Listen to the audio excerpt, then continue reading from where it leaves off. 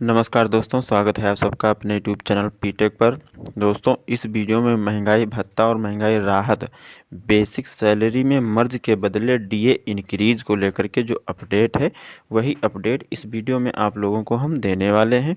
बस आप लोगों को इस वीडियो को पूरा देखना है और ज़्यादा से ज़्यादा लोगों के पास शेयर करना है, क्योंकि बहुत से ऐसे कर्मचारी हैं जिनको ऐसी अपडेट की ज़रूरत है, उनको जानकारी चाहिए दोस्तों। तो आप लोग शेयर करके इस जानकारी को ज़्यादा से ज़्यादा लोगों तक पहुंचाएं। तो चलिए वीडियो को शुरू करते हैं, लेकिन वीडियो को शुरू करने से पहले जितने भी भाई लोग चैनल पर नए हैं या पुराने हैं, चैनल को सब्सक्राइब नहीं किया है तो सब्सक्राइब करके दोस्तों बेल आइकन प्रेस कर लें। अब ध्यान से आप लोग समझेंगे।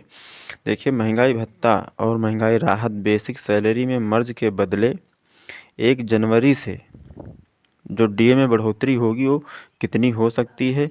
एर्थ पे commission DA hike latest update है, ये बिल्कुल ताज़ा अपडेट है दोस्तों। तो आप लोग ध्यान से देखें। 8वें वेतन आयोग के तहत महंगाई भत्ता यानी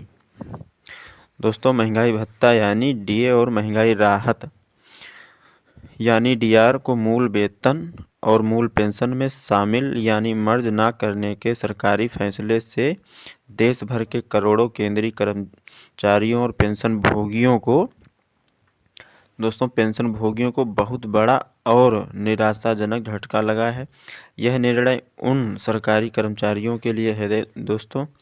देखिए दोस्तों, ये निर्णय जो है सरकारी कर्मचारियों के लिए गहरी निराशा और चिंता का कारण बन गया है दोस्तों। चिंता का कारण भी बन गया है। और यहाँ पर आप लोग ध्यान से देखेंगे, जो पिछले कई महीनों से बड़ी आशा और उत्सुकता के साथ इस संभावना की प्रतीक्षा कर रहे थे कि सरकार महंगाई भत्ते जैसे डीए महंगाई भत्ते को मूल वेतन में मिला देगी। कर्मचारी संगठन और यूनियनें लगभग 60% तक पहुंच चुके हैं। महंगाई भत्ते को बेसिक सैलरी में मर्ज होने की जो अपडेट है, प्रबल उम्मीद जो कर रहे थे, इस मर्जर के बाद उन्हें अपने वेतन में एक तगड़े उछाल और महत्वपूर्ण वृद्धि अनुमान और विश्वास था दोस्तों। डीए मर्ज को लेकर के जो विश्वास था, हालांकि केंद्रीय वित्त राज्य मंत्री द्वारा संसद के दोनों सदनों में दिए गए स्पष्ट और आधिकारिक स्पष्टीकरण से कर्मचारियों की ये सभी उम्मीदें, आशाएं और अपेक्षाएं लगभग पूरी तरह से समाप्त हो गई हैं दोस्तों। क्या हो गई हैं? लगभग पूरी तरह से समाप्त हो गई हैं। और दोस्तों, मंत्री ने संसद में स्पष्ट शब्दों में कहा कि फिलहाल सरकार के पास महंगाई भत्ते या महंगाई राहत को मूल वेतन में मिलाने का कोई प्रस्ताव विचाराधीन नहीं है। यह घोषणा कर्मचारियों के लिए एक बड़ा धक्का साबित हुई है, क्योंकि वे इस मर्जर को अपनी आर्थिक स्थिति सुधारने और भविष्य की वित्तीय सुरक्षा जो होती है दोस्तों, वित्तीय सुरक्षा को लेकर के अत्यंत आवश्यक मानते थे। जो वित्तीय सुरक्षा है भविष्य को लेकर के, उसको अत्यंत आवश्यक मानते थे। अब ये स्पष्ट हो गया है कि डीए मर्ज नहीं होगा तो कर्मचारियों को अपनी वेतन वृद्धि की अपेक्षाओं को संशोधित करना पड़ेगा। केंद्रीय कर्मचारी और पेंशनभोगी सरकार के इस महत्वपूर्ण जो फैसला है दोस्तों, एक सीधी, प्रत्यक्ष और दीर्घकालिक आर्थिक हानि के रूप में देख रहे हैं और महसूस कर रहे हैं। विभिन्न वेतन विशेषज्ञों, अर्थशास्त्रियों और कर्मचारी कल्याण संगठनों के विश्लेषण के अनुसार महंगाई भत्ता जैसे डीए और मूल वेतन में मर्ज न होने से भविष्य में होने वाली वेतन वृद्धि और विभिन्न पदों पर सीधा, महत्वपूर्ण और नकारात्मक असर पड़ेगा दोस्तों। नकारात्मक असर पड़ेगा। इस निर्णय के कई व्यापक और दूरगामी परिणाम होंगे जो कर्मचारियों की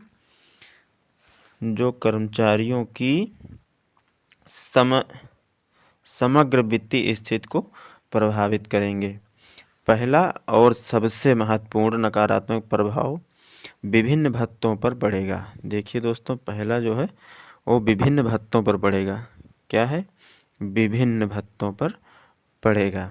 यदि डीए और डीआर को मूल वेतन में मर्ज किया जाता है तो कर्मचारियों का बेसिक वेतन जो है वह स्वचालित रूप से काफ़ी बढ़ जाता है।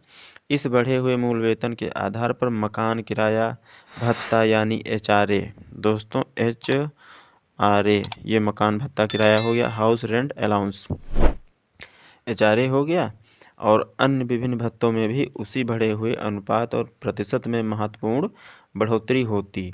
लेकिन अब जब मर्जर नहीं होगा तो मूल वेतन वही रहेगा और परिणाम स्वरूप भत्तों में यह अतिरिक्त और महत्वपूर्ण लाभ कर्मचारियों को नहीं मिल पाएगा।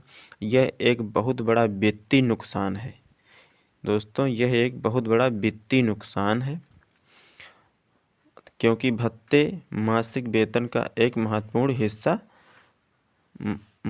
हिस्सा होते हैं दोस्तों।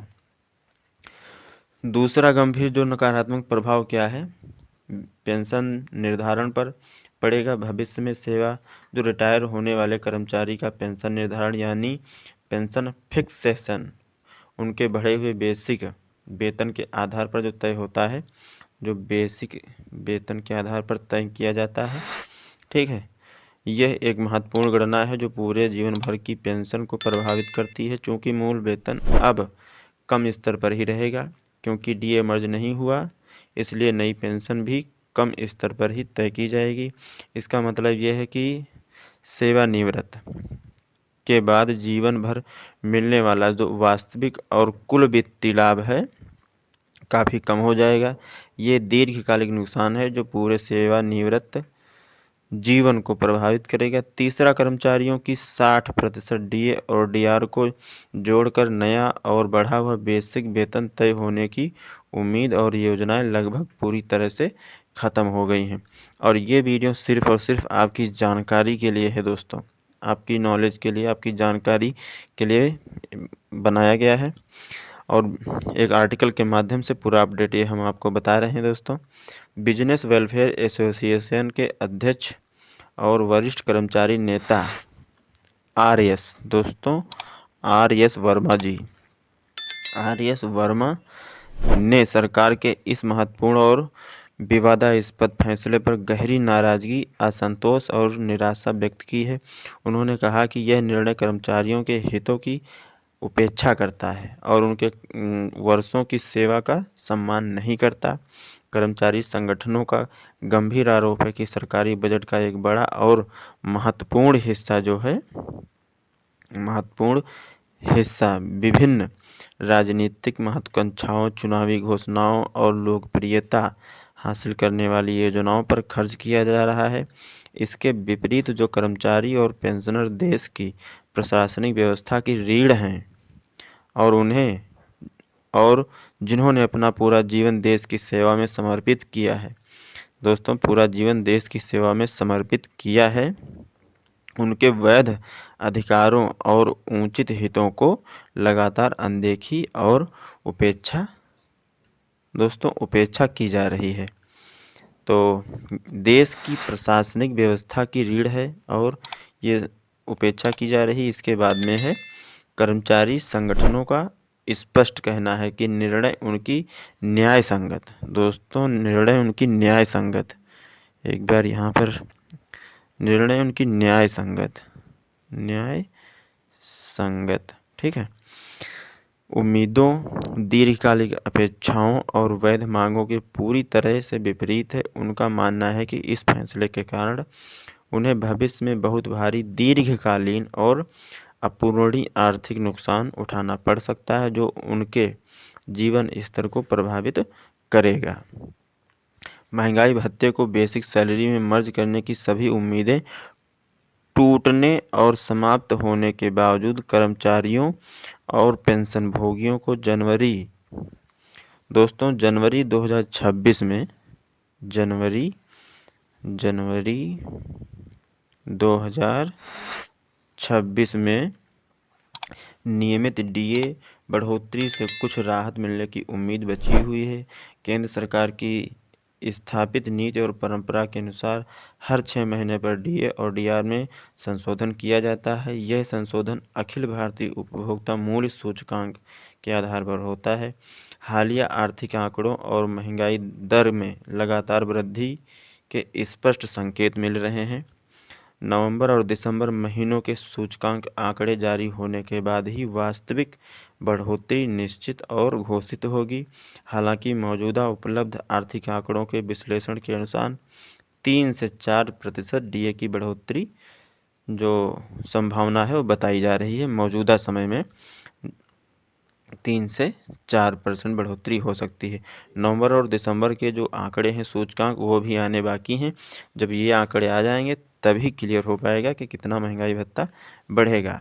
डीए मर्ज ना होना कर्मचारियों के लिए बड़ा झटका है, जो उनकी भत्तों और भविष्य की पेंशन को नकारात्मक रूप से प्रभावित करेगा। हालांकि जनवरी 2026 में नियमित डीए से कुछ राहत होने की उम्मीद है।